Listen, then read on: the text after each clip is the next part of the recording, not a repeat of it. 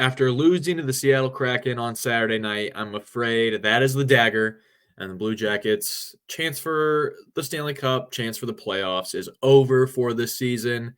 Many of you knew that long ago, but we're officially going to put an end to this one and start thinking about the draft. We'll talk about where the Jackets are heading today on Locked On Blue Jackets. You're Locked On Blue Jackets, your daily podcast on the Columbus Blue Jackets, part of the Locked On Podcast Network. Your team every day.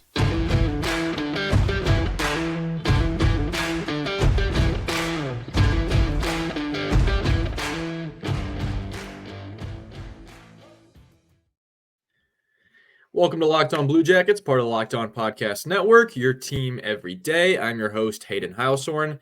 Back with me soon will be my co-host, Jay Foster. Today, I'm here to talk about the good, the bad, and the ugly of your favorite team and ours, the Columbus Blue Jackets. Before I get going, I want to say thank you to the Everydayer for making this your first listen every day. Locked On Blue Jackets is free and available on all podcast platforms. We're free right here on YouTube and the SiriusXM app. Today's episode is brought to you by FanDuel. Make every moment more. Right now, new customers get $150 in bonus bets guaranteed when you place a $5 bet. Visit FanDuel.com/lockedon to get started. Happy Martin Luther King Jr. Day. It is a day where we celebrate one of the great American civil rights leaders, and definitely grateful for the day off, but also be grateful for your rights today, because that's a great example of a dude that fought for them and inspires people to keep fighting for them to this day. Blue Jackets aren't going to get today off. They will be playing at 1 o'clock at Nationwide Arena against the Vancouver Canucks.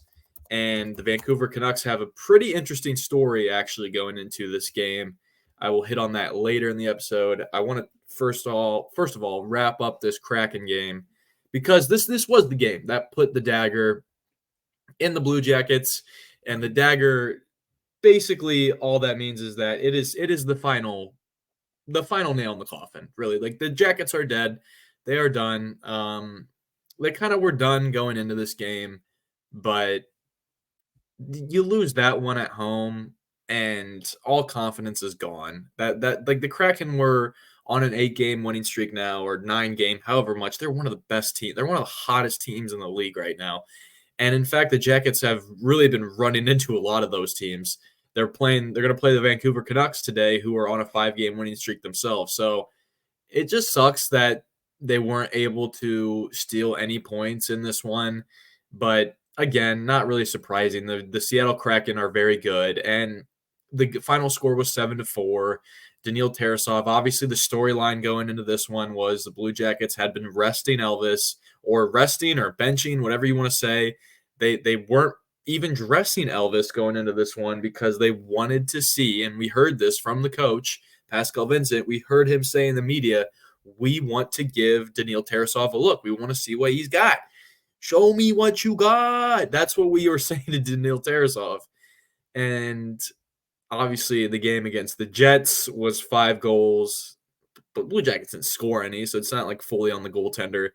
Jackets scored 4 goals last night on Joey Decord, who is one of the hotter hands in the league right now. I thought last night was going to be a low-scoring game, but it wasn't. It was very high-scoring. I thought the Jackets' offense was buzzing around like it usually does. Just this time they were getting the goals to fall. A couple of them were lucky, like obviously 2 Ivan Provorov goals. You don't really see that happening too often, and you definitely don't see very rarely you do see it a lot. You see goals go in from that distance and from the blue line, but it doesn't really happen for the Blue Jackets, it feels like. And the Blue Jackets had a couple of bounces early. I thought definitely early on in this game, they can win it. But the Kraken and they just took over. They took over. They settled in, stayed focused, and that's just what these teams do. Like, when the Blue Jackets jump on teams and get an early lead on teams, they never really seem to knock their opponent off base so badly to the point where they're able to just pounce and really dominate. You always see these teams punching back, and the Blue Jackets haven't not been able to survive the second punch or the first punch back, I guess, because the Kraken came. game. I feel weird saying that, but they were on the Blue Jackets, and Jordan Eberly scoring that first goal to get them going. What a pass from Adam Larson.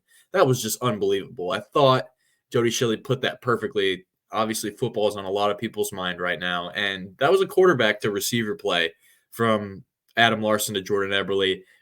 I can't honestly think of a single time this year that a defenseman and forward have been on that level of just chemistry or just, just I haven't seen that from the Blue Jackets. And I don't know, this is something we've talked about all year with this team. I don't know what it is, but Columbus just seems to overthink so many situations in games. Like Justin Danforth had a very good look on goal today and I know I'm just all over the place with these days. I know I always am, but I'm just so you know, I'm recording this on Sunday night. So if I say the game yesterday, it's because the game was last night.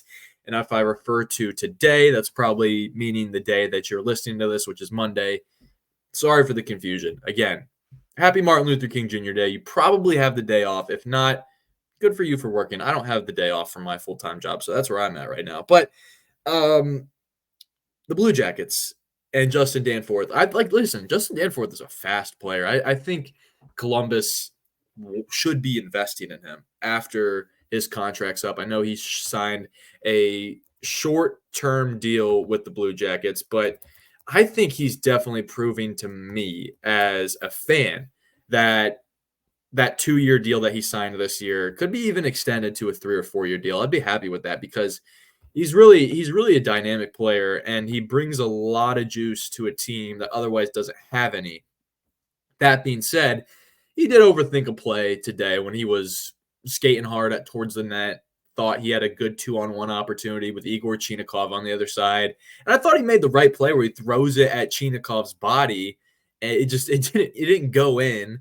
He had to throw it at his body because there was a defenseman that was just laying on the ice, hitting that L1R1, that you do in Chell. I think it's L1R1. Is that still the button that you do to lay down? I don't know. I haven't bought a new NHL video game in a while, but just seems like plays like that where the Blue Jackets they make the wrong pass at the wrong time when they should just be shooting, and then they shoot when they should be passing, and it's just this team is completely dysfunctional. They've had guys that are injured that have gone in and out, and it's brutal. It's brutal because they haven't been able to really build any chemistry to this point. And I thought that game against the Kraken was a clear-cut example of what a team looks like in sync versus what a team looks like that is just completely dysfunctional, looks like they're playing together for the very first time. It seems like the Blue Jackets have kind of been living in the past, and the past as in the month of October. Like they've just been a time capsule of the month of October for the Blue Jackets, which is just a team that looks like I just said, a team that looks like they're playing together for the very first time. And poor Daniil Tarasov, by the way, I don't have the exact quote in front of me, but I know he said something in the post game along the lines of, "Man, I really wanted to play good today," and obviously he wanted to play good. Obviously, he was probably aware of what was being said about the goaltending room in Columbus, in the media, and the guy wanted to have a good game. He wanted to take that number one goaltender position, and that's what that really tells me. What he said in the post game signals to me that it was on the table for him to take the starting role for the future. And the last 2 games, guys, 11 goals given up by Danny. And it's just, he still needs time. He's just a 24-year-old. He's finding his way in this league. He's played what? Just under or just at 30 games in the NHL. I think that's something that I personally forget. Like, he's played so few games in the NHL. My ESPN app is going off because hockey's going on, football's going on, so apologize for that. It seems to happen at least once an episode. Take a drink that for those playing along. But I'll tell you who is very, very happy, and not because he likes to see his teammate play bad. I think we all can relate to Elvis in some way here. When you see a guy that is probably going to take your position at work or take your position on a team play poorly, it justifies your thoughts and feelings of you being a better player, which everybody's going to think that about themselves. Like, come on. Every professional athlete thinks that way. 90% of those of us that go to work think we are probably one of the better employees at that specific site, whatever. I'm sure Elvis Merzlikins feels a lot better knowing that he was right. And I know he might not be right. Daniil Tarasov might truly be the better goaltender in the long run. But at this year, Elvis has a 3.25 goals against average. Daniil Tarasov's, he was 3.8 going into last night's game. So it's obviously way up now. I think Elvis won this round because he's now listed as the starter today against the Vancouver Canucks. And I think that's a good thing. I think that's a good thing because that maybe there's a chance where this relationship between the Blue Jackets and Elvis gets resurrected. It's gonna take some time though. Maybe it won't take some time. Maybe Elvis will come out and do an S word today, and the coaching staff's gonna love him. The fan base is gonna love him. I'm getting way ahead of myself because I don't think that winning hockey games is what the Jackets need to be doing right now. And I'll touch more on that next here on Locked on Blue Jackets. Next, I want to tell you guys about FanDuel. Well, the NFL regular season is gone. Playoff football is happening. I'm so sorry to Ohio NFL fans as you have lost your Bengals in the regular season, and now you have lost your Brownies in the first round of the playoffs. That is tough, a crushing blow for Ohio NFL fans. I know big bunches of you are big Steelers fans. At least you guys still got a game. Anyway, if what you want to do is get in on the action for this year still, just because your team's out, you still want to hop in on the action, well, FanDuel, America's #1 sportsbook, is a great place to start because right now new customers get $150 in bonus bets guaranteed when you place a $5 bet. That's $150 in bonus bets, win or lose. It's a super easy app to use, and there are many different ways to bet, like live same-game parlays. There's also finding new bets in the new Explore tab. You can also make a parlay in the Parlay Hub. It's the best way to find popular parlays and more. So visit FanDuel.com/lockedon and make your first bet a layup. FanDuel, official partner of the NFL.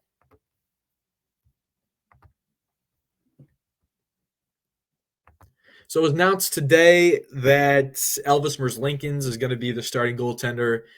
Many of us probably thought that was the last we had seen of Elvis, that December 29th game. This is the first time we will see Elvis play in a game since that December 29th game, which was a 6-5 win over the Toronto Maple Leafs. Spencer Martin came in relief for the second and third period. Elvis got sick. To my knowledge, he was ill sometime after the first period, which happens to him a lot. Like I know I say that every episode, but I do want to reiterate that Elvis being sick, you guys know how it is. When you get sick at the workplace and you are not able to do your job, you kind of have an uphill battle when you're trying to convince somebody that you're not feeling good, right? Because people just kind of squint and look at you like, is that guy really sick? I think we all feel that way every single time Elvis has an issue. But again, guys, Elvis has been mostly healthy throughout his 5 years in Columbus. So I can substitute the guy having a poor immune system for having strong bones. You know what I mean? So it's not like I don't think the team was mad at him for that. But at least his teammates shouldn't be mad at him for that. They should all understand, like, hey, you're a guy with the young kids, man. Like, we get it. If the front office was a little upset with him because of that, then that's not okay. I don't really like what the way that the front office is going about this. And certainly after this year, guys like Jarmo Kekalainen, John Davidson, and Pascal Vincent, all three of those guys' jobs are going to be kind of looked at by Blue Jackets ownership and the McConnell family. I'll be very curious to see what happens to those guys. I think at least one of those seats needs to be changed, if not two, maybe even depending on how the rest of this season goes, all three. But if I could keep one guy around, I would choose to take Jarmo Kekalainen because, and I know some people will criticize him and be like, in 10 years as a GM, he's only really brought one playoff series victory to the team.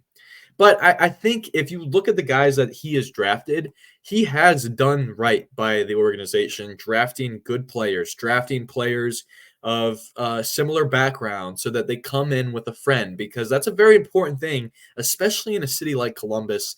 These guys, like, it's not the prettiest city to walk around in. It's not the most exciting city to go out and find new things to do on your own. It's not necessarily a great place to meet a bunch of people, because if a Columbus Blue Jacket goes out to a bar, there's a 90% chance they're going to get recognized, as opposed to if a player goes out to a bar in Miami or New York or LA, like you guys know. But that being said, his seat's up for grabs. But I personally believe, I think he's done a good enough job keeping this team competitive. Now, some of you might be like, Hayden, how can you say that? He's not gone about rebuilds the right way. Giving Damon Severson that long contract, a little questionable. Trading for Ivan Provorov, a little questionable. Yeah, these are questionable decisions, but I'm not the biggest fan of the way Provorov has played recently. I want to make that clear. Even though he did score 2 goals the other night. One of those was Oliver Bjorkstrand's goal, by the way, who I know is not a Blue Jacket anymore, but he clearly redirected that one in. The Blue Jackets need to be losing games, though, to say the very least. Whether it's going to be Jarmo Kekalainen drafting at the end of June in, where is the draft at? I want to say St. Louis, but I could be completely wrong about that. Whether it's going to be Jarmo Kekalainen or whoever, I need to know that the Blue Jackets are going to be in the top 2 or the top 3 drafting, because as I look at the NHL standings right now, Columbus is closer to the bottom of the league. They're 12 points away from reaching the San Jose Sharks, who would, if the season ended today and the lottery were to happen, they would have a 25% chance at landing that number 1 overall pick, which is going to be Macklin Celebrini more likely than not. And looking at the NHL draft, because after that, then you got Caden Lindstrom. I don't know so much about that guy. I did really lock in on Macklin Celebrini during the World Juniors. And I got to say, I would be extremely excited if the Blue Jackets were able to bring a guy like that. Now, granted, Columbus could lose every single game, just tank all the way down, finish last place in the NHL, and Chicago is still going to get the number 1 overall pick, of course. But you have to give yourself the best chance. And I would feel better about it as a fan if they gave themselves the best chance at getting a player like that, because just looking at some of his highlights, guys, he is a very similar style player to Adam Fantilli, where he is going to drive the offense hard, and he's going to either get a great shot on goal from the slot, which he forces his way into the slot due to his speed. He also knows how to dish a pass left and right. So that's something that I want to see on this Blue Jackets team, who has shooters. Like, they have shooters. They have Igor Chinakhov. They have Kent Johnson. They have, Emil Bemstrom, who he's only on my mind because he scored the 4th goal for Columbus the other night. And Patrick Laine, who we haven't seen in quite a while. We can't forget that we still have him. And sorry, my phone is just going nuts, because I guess when I hit record on a podcast, everyone wants to ask me about the Blue Jackets. But yeah, I think it's best for Columbus to just tank, just rest as many guys as possible.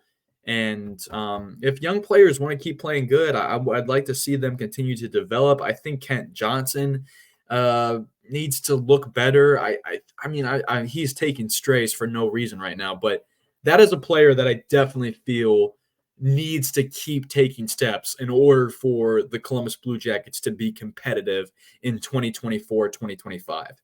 And outside of that, yeah, just get your guys healthy. Don't really rush them back. I don't need to see Boone Jenner anytime soon. I don't need to see Zach Werenski anytime soon. Get some of these younger players up from Cleveland. Get Jet Greaves up here. Get Trey Fix-Wolansky. I know you don't want to derail their season at all, because, again, they're number 1 in the AHL North division.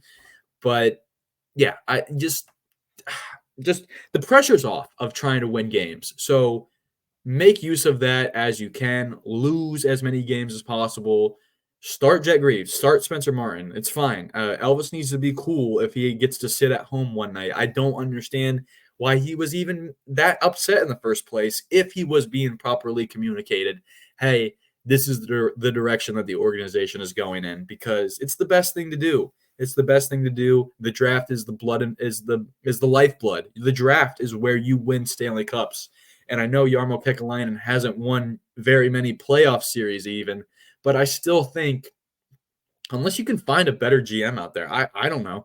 Unless you guys, chime in the comments. Who would you like to see be the next general manager of the Columbus Blue Jackets? Because at some point, Jarmo is going to hang him up. Either he's going to retire or he's going to get fired. Something's going to happen sometime in the near future. I don't think he's going to be the GM for this team for the next several seasons. I could be wrong, though. I mean, the dude's still fairly young. So who's to say? All right, we're going to move on. We're going to talk about this Vancouver Canucks game happening today. We'll do that next on Locked On Blue Jackets. The next app I want to tell you guys about is Gametime. Download the Gametime app if you've ever been frustrated with the ticket buying experience. I know since I started using the Gametime app, I have had no problem buying tickets to college basketball games. I've bought tickets to NASCAR. I almost called them NASCAR concerts because I screwed up the other day calling concerts music events. But you can go to music events and concerts with the Gametime app. You can also go to comedy shows. You can go to theater events. It's all on the Gametime app, but especially Predators game. That's where I'm going to be at here in a couple weeks. I'm very excited about it. And I bought my tickets with Gametime. It's a fast and easy way to buy tickets for all of those events. They have killer last-minute deals. They have all-in prices. They have views from your seat, and they have the best price guaranteed. Gametime takes the guesswork out of buying tickets.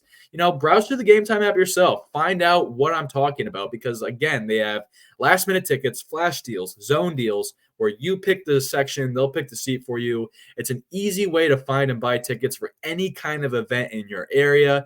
They have the lowest price guaranteed. They have event cancellation protection in case you decide not to go. So take the guesswork out of buying tickets with Gametime. Download the Gametime app, create an account, and use code LOCKEDON for $20 off your first purchase. Terms apply. Again, create an account and redeem code LOCKEDON for $20 off. Download the Gametime app today. Last minute tickets, lowest price guaranteed.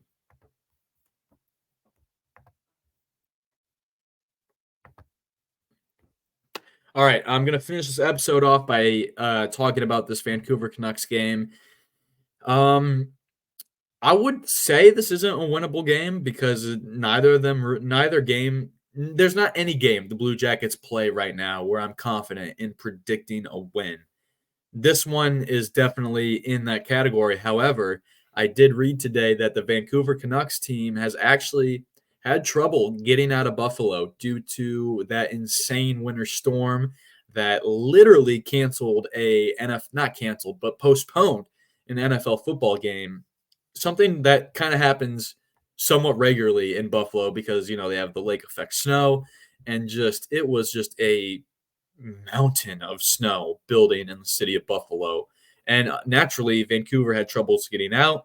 They ended up taking a more different route out of Buffalo. They drove a bus up to Toronto, which if I remember, I've done that car ride once in my life. If I remember correctly, that was about an hour to an hour and a half drive from Buffalo to Toronto. And I can only imagine with, maybe traffic and snow, just how frustrating that was. But Vancouver did fly out of Toronto. They landed in Columbus late last night as in Sunday night, and they are turning around and playing a matinee game. So probably no morning skate for them, as I imagine. Why would you do a morning skate with a 1:00 game? And this is a chance for the Blue Jackets to get a win against a good Vancouver Canucks team. I don't think it's going to be easy. They are just stacked with some great players who have had point-a-game seasons for the last several years. Guys like JT Miller, Elias Pettersson, Brock Besser. These dudes are legit. Quinn Hughes on the back end. These guys are phenomenal. Thatcher Demko is their main goalie. And they're coached by Rick Tocchet, who was most recently with the Arizona Coyotes, got fired from that job, which I never really understood why. I thought he did a great job with the Coyotes, bringing them out of the cellar in the Pacific Division and getting them to fourth or fifth year in, year out, getting them to the middle of the pack. I mean, wouldn't you as a Blue Jackets fan just die to be in the middle of the pack right now? I certainly would. So, yeah, this is a tough team. They are, I believe, the best team in the NHL as of today. I know the Jets were kind of floating around up there, and certainly the Bruins have been floating around out there. Bruins! But it is, yeah, so you got the Bruins with 59 points. The Rangers have 56. The Jets have 60, and the Canucks have 61. So they're your leaders of the four divisions right there, and the Canucks obviously very good. Regardless, I'm excited. Whatever happens in this one, I'm excited to see Elvis back between the pipes. I hope he has a good game today. It's tough rooting for losses, but again, guys, as I mentioned in the previous segment, I think losing is just the best thing to do for this organization right now. So, I don't know, have some fun, bet on the over, bet on the under, bet on a player to score a goal, bet on a player not to score a goal. Maybe even take the Jackets money line to win just because Vancouver's struggling to get into the city of Columbus. I think that could provide a little bit of advantage for the Blue Jackets, who have been resting at home the last few days. So, yeah, I don't know. I mean, the good thing about betting on the Jackets in this game is if they lose, you know that is the better thing for the organization because Macklin Celebrini is out there. Caden Lindstrom is out there. The Jackets need to get another good draft pick, and it doesn't necessarily have to be a forward, but I like what the Blue Jackets have on defense. I like David Jiricek. I like I like Damon Severson being locked in. I think Damon Severson, he needs to pick up his defense because there are a couple times in the last few games where I've just seen him slipping, and he looks very Adam Boquist-y out there. I know he obviously played with Adam Boquist, so I hopefully his Adam Boquist's poor defense isn't rubbing off on him. But if it is, then we need to get Damon Severson out of that pairing, please, because he's too good of a player, I think, offensively to totally be restricted by just how soft he's been on defense. And I know he's taking some strays right now, but I like the Blue Jackets D-core coming in. I like they got Denton Matejchuk coming in. Orson Coolmans is a guy that they'll have down the road. And Jay Christensen, who got nominated for another AHL All-Star game. I need to stop talking down on his name because he actually is a pretty decent player. And, yeah, I don't think he's the solution to getting this team to the Stanley Cup playoffs by no means. But another guy, Nick Blankenberg, we haven't really seen that much of this year. He's still on this team. So the Blue Jackets have plenty of options at defense. I don't think they need to be drafting the defenseman. I would love to see Macklin Celebrini come into this organization and add some more firepower. That's really what the Blue Jackets need to be doing, collecting as much firepower as possible. Because then, in 4 or 5 years, you will be a team like the Vancouver Canucks who have guys in their mid to late 20s that have been playing together for the last 4 or 5 years and look in sync. We'll see. We'll see tonight. We'll see today when Vancouver steps on the ice how much the travel really affected them. I imagine that even though the travel is definitely going to play a factor, they'll still be very dangerously good, and they'll probably win this game big. But that's all I have for you guys today. As always, thank you so much for tuning in, especially the Everydayer. We really appreciate it. If you want to follow along with me on Twitter, you can find me at HaydenH971. If you want to find Jay on there, he's at _JAKOBFORSTER. The show is on there, as always, at LO_Blue Jackets. And as always, if you have any comments, questions, or concerns, direct those to us at LockedOnBlueJackets@gmail.com. Thank you once again for listening, and until tomorrow, make sure you stay locked on.